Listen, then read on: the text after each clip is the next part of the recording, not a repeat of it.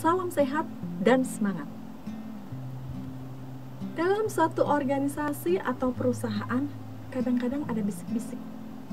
Kok dia sih yang dipromosi, padahal kerjanya seperti itu?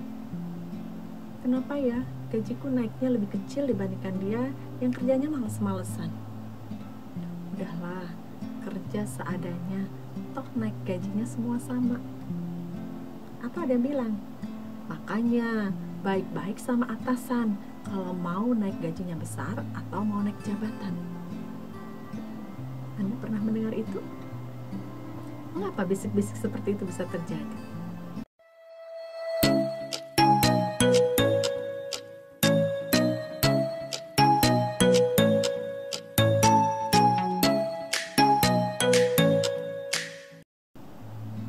Bisa jadi karena di dalam organisasi atau perusahaan itu tidak ada dasar pertimbangan yang jelas untuk melakukan promosi atau kenaikan gaji.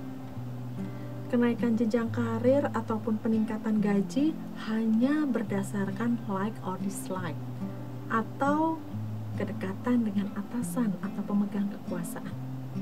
Kalaupun ada penilaian kerja, penilaiannya sangat-sangat sederhana, ya, asal contreng saja. Kalau ini terjadi, maka organisasi atau perusahaan bisa kehilangan sumber daya manusia yang berkualitas. Disinilah perlu bagi organisasi atau perusahaan untuk menerapkan performance management atau manajemen kinerja. Manajemen kinerja ini merupakan suatu proses untuk menciptakan lingkungan kerja di mana individu dimungkinkan untuk menunjukkan kinerjanya secara optimal. Manajemen kinerja ini bukan sekedar melakukan penilaian, melainkan ini suatu proses mulai dari mengidentifikasi, mengukur, mengevaluasi, mendorong, dan memberikan penghargaan atas kinerja individu. Melalui manajemen kinerja, organisasi sebenarnya juga mengkomunikasikan tujuan, visi, misi, nilai-nilai organisasi, serta mengarahkan individu pada pencapaian misi dan tujuan organisasi tersebut.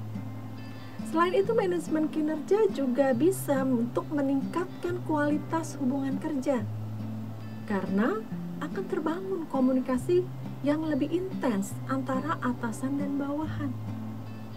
Kemudian manajemen kinerja juga bisa untuk melakukan identifikasi kekuatan individu dan area yang harus diperbaiki. Nah, ini diperoleh melalui pemberian umpan balik kepada pihak yang dinilai. Dan yang pasti manajemen kinerja ini juga menjadi dasar untuk menentukan reward dan juga peluang bagi pengembangan individu. Karena hasil penilaian yang dilakukan ini dijadikan dasar pengambilan keputusan untuk pemberian reward dan pengembangan individu tersebut. Dan yang pastinya juga memberikan dukungan yang diperlukan bagi pengembangan diri individu. Jadi, individu yang secara kinerjanya baik atau bahkan istimewa memperoleh peluang untuk lebih berkembang. Apa yang harus dilakukan di dalam manajemen kinerja ini? Dalam proses manajemen kinerja atau performance management, ini ada 3 tahapan yang dilakukan. Yang pertama terkait dengan planning, kedua monitoring, dan ketiga appraisal. Apa saja yang dilakukan dalam tiap tahap itu? Yang pertama, planning. Pada tahap planning ini adalah tahap pembuatan tools atau alat untuk menilai. Pada tahap planning ini juga, organisasi menentukan aspek apa saja yang akan dinilai dan target yang harus dicapai. Tentu saja ini harus dikaitkan dengan tujuan dan strategi organisasi. Aspek yang diukur biasanya menyangkut 2 hal, yaitu kinerja dan kompetensi. Pengukuran aspek kinerja ini dikenal sebagai Key Performance Indicator atau KPI. Pengukurannya dilakukan secara kuantitatif, bisa dalam bentuk angka absolut, persentase, ranking, atau indeks. Prinsip dasar dari KPI ini adalah pengukuran harus dinyatakan secara kuantitatif. Kemudian dapat digunakan untuk memantau kemajuan dan pencapaian tujuan. Selain itu juga mengkomunikasikan perilaku tertentu yang dibutuhkan untuk mencapai tujuan. Jadi penilaian bukan sekedar menilai, tetapi dia juga untuk memantau kemajuan yang dicapai. Kemudian juga bisa untuk mengkomunikasikan perilaku apa yang harus diperbaiki atau yang harus ditingkatkan untuk mencapai tujuan. Inilah prinsip dasar dari KPI. Juga prinsip dasarnya adalah merupakan pernyataan sejauh mana tujuan itu akan dicapai. Karena ada tolok ukur, yaitu angka yang jelas.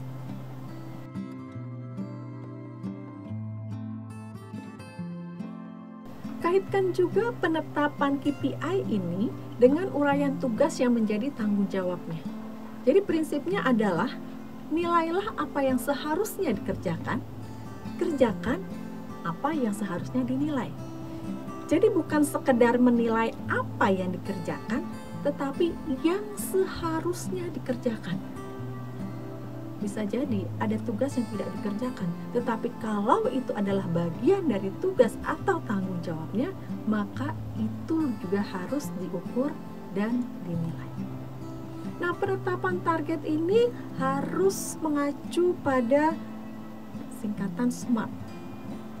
Spesifik, jelas, measurable, dapat terukur. Nah, makanya bentuknya kuantitatif, terukur dengan jelas ini. Achievable, bisa dicapai.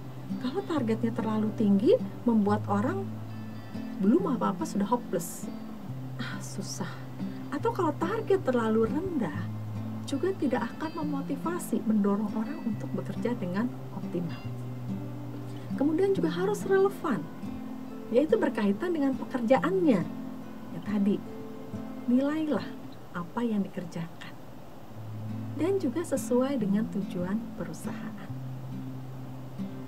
Kemudian juga target itu harus time bound, ada batasan waktu atau harus dicapai dalam waktu yang tertentu. Nah, inilah prinsip SMART dalam penetapan target atau tujuan. Selain KPI, penilaian juga dilakukan terhadap kompetensi.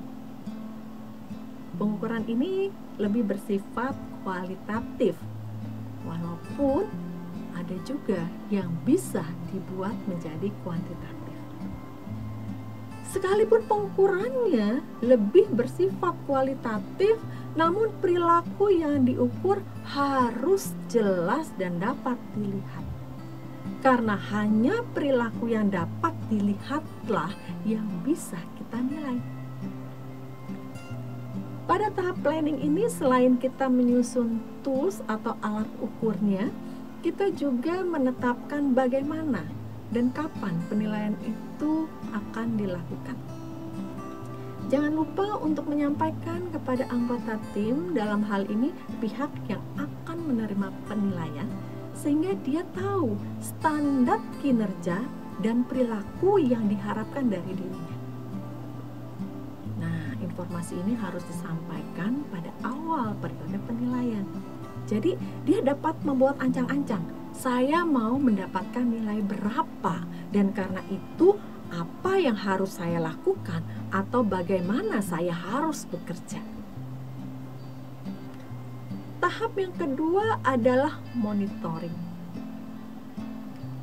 Penilaian kinerja memang dilakukan pada akhir periode penilaian. Ada yang menerapkan setahun sekali atau 6 bulan sekali. Namun bukan berarti kita menunggu periode tersebut baru kita lakukan penilaian. Sehingga anggota tim hanya pasrah dengan hasil yang diterimanya. Bukan itu. Jadi sebelum periode penilaian akhir, perlu dilakukan monitoring berkala. Misalnya 3 bulan sekali kah, sebulan sekali, atau bahkan 2 minggu sekali. Pada tahap ini, atasan akan mengevaluasi kinerja anggota timnya, lalu memberikan feedback atau umpan balik. Apa yang sudah baik, apa yang harus dirubah atau diperbaiki, sehingga pada akhir periode penilaian, karyawan tersebut bisa mencapai standar yang ditetapkan.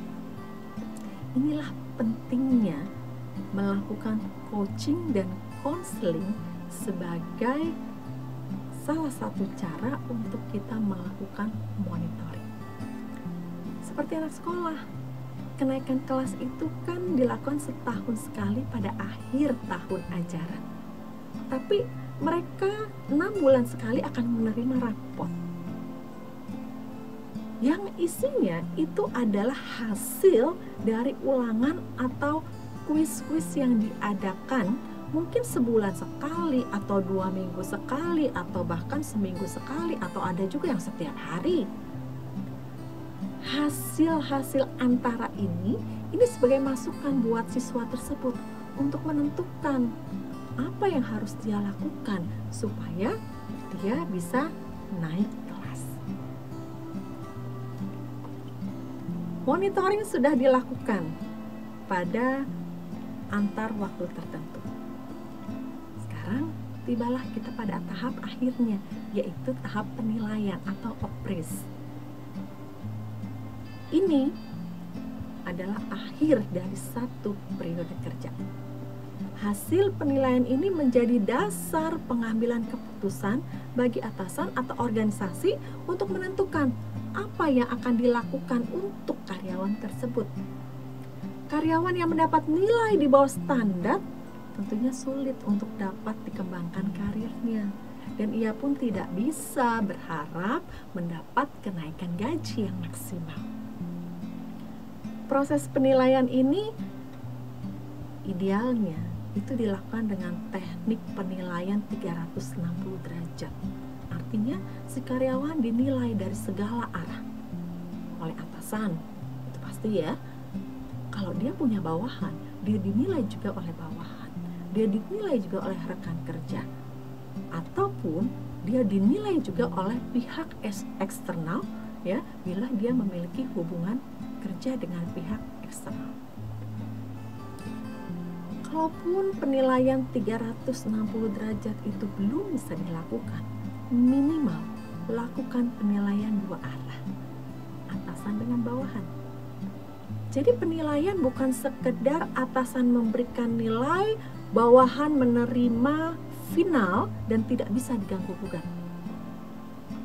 Adakan diskusi antara atasan dengan bawahan, sehingga hasil penilaian adalah hasil yang sudah disepakati oleh kedua belah pihak. Melalui penilaian ini juga, atasan memberikan umpan balik kepada karyawan tersebut sehingga dapat lebih memperbaiki diri atau bisa lebih berkembang pada periode penilaian yang berikutnya. Selain itu, ini juga sebagai salah satu cara untuk meningkatkan kepemimpinan atasan. Atasan berani bicara dengan anak buahnya.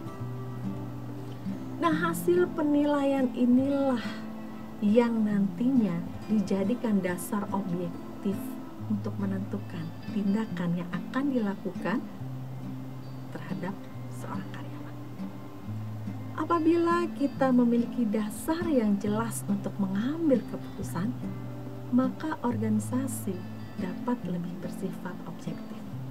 Selain itu, juga dapat memotivasi sumber daya manusianya untuk menampilkan kinerja yang optimal.